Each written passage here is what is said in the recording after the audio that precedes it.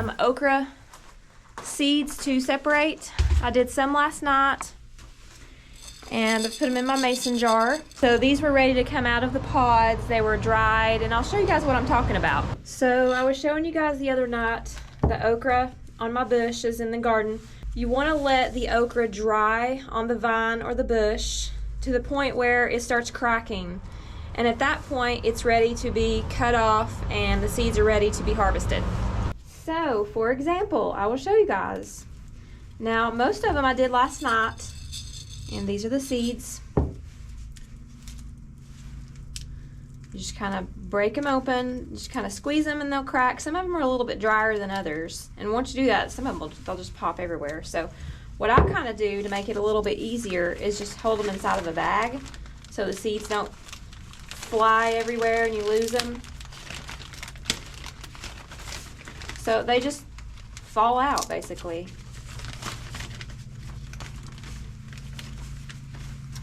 And I'll show you. So the seeds are inside of these little areas within the okra.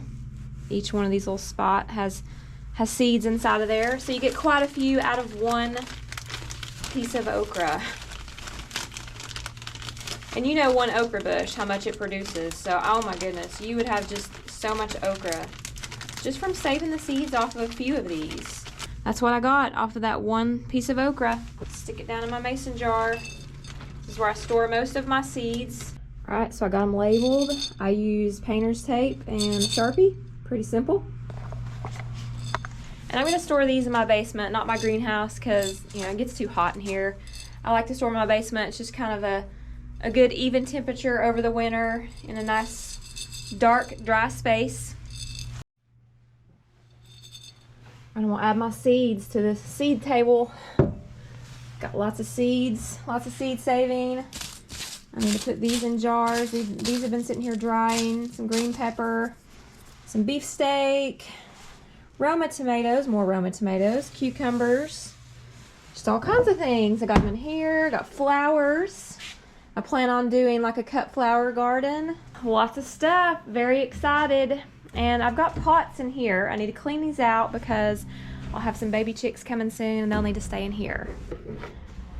Okay, so my round no roost cones that go on my 5-gallon buckets have come today. I'm going to take them down the coop and see if they'll work. And Seth, you want to carry them? All right. They're clean inside. Now we're going to have the heaters turned on before too long because it's getting down to 32. Nothing too much colder yet, but it won't be long. Alright, so I think these are going to work pretty good as long as they don't knock them off. And here again, I may have to drill a hole.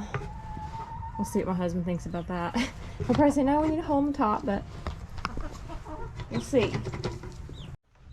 So I think maybe we can put like a little hole right here, and then just so the wire can set and this can set flat as opposed to the top, because actually everything will stay cleaner inside if we do that.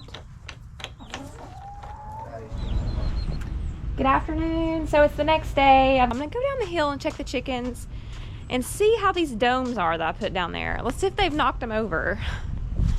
Maybe they're still on there. I don't know. My husband hasn't had a chance to go down there to see if we need to cut little notches out the side, but I think it's gonna work doing it that way. Hello, chickens.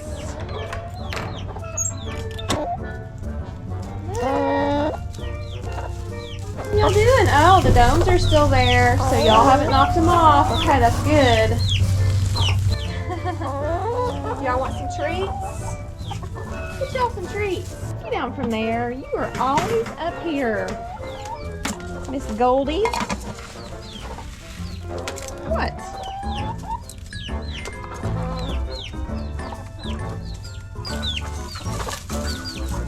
My leghorn is still molting. She's got feathers everywhere, and the barred rock, she's looking pretty rough too. Alright, so let's see if we can see where the eggs are. This is where they had been, but I don't see them. Have y'all done with them?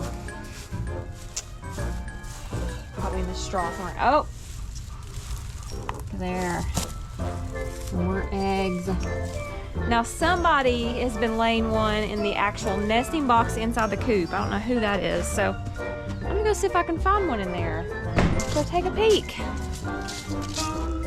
Nope. Alright, well, guess they didn't want to today. Alright, so my husband has finished the nightstands. We're going to deliver them tomorrow night. Let's see what they look like. Oh, wow. They look so good. Beautiful.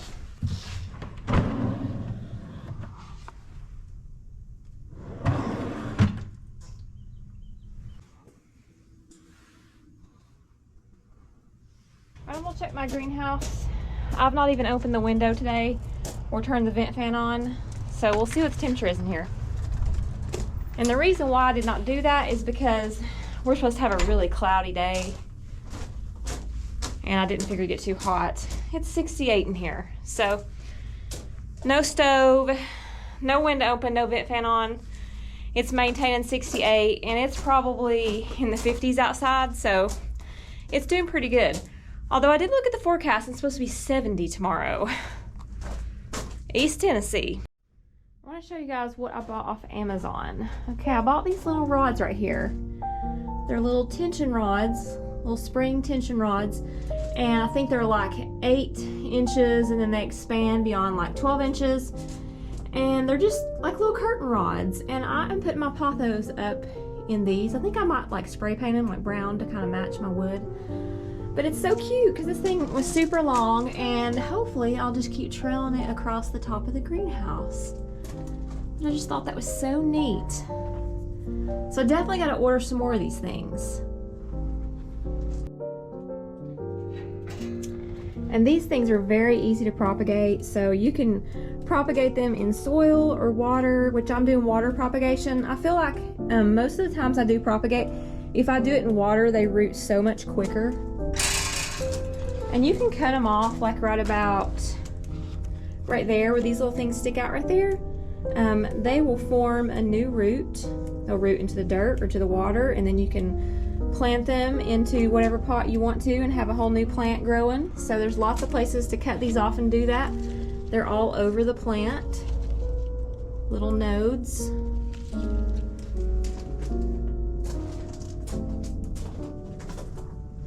Alright, well I'm headed inside to check on Seth's aquarium. So me and Seth, we've been out and about earlier today. We keep running into issues with his aquarium.